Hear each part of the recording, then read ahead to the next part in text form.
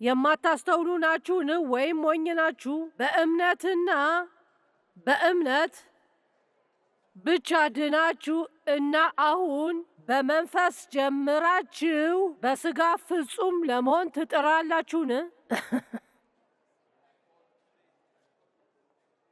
እና ያ እኔ ለወጠኝ ብታዩ። ይሄን ነው በእርግጥም ስለ ጸጋ መማር የጀመርኩት። ዛሬ ስለ ጸጋ ብዙ ቆንጆ የሆኑ ትምህርቶች አሉ። ስለ ጸጋ ማናውቀው ከሆነ ለዛ ነው ጳውሎስ በመክፈቻው ላይ የመክፈቻ ደብዳቤው ላይ ሰዎችን ሰላም የሚለው ጸጋና ሰላም በእናንተ ላይ ይኑር። ምክንያቱም ጸጋ ከሌላችሁ መቼም ሰላም አይኖራችሁም። ምክንያቱም ጸጋ ማድረግና አለማድረግ ስለምትችሉት ነገር ማወቅና እንዲሁም የማታውቁትም ማድረግ ነው። ከዛን ማድረግ በማትችሉት ነገሮች እግዚአብሔር እንዲያግዛችሁ ማመን እና በምትፈልጉት ፍጥነት ማያሳካላችሁ ከሆነ ትዕግስት ኖራችሁ እየጠበቃችሁ ዘና ማለት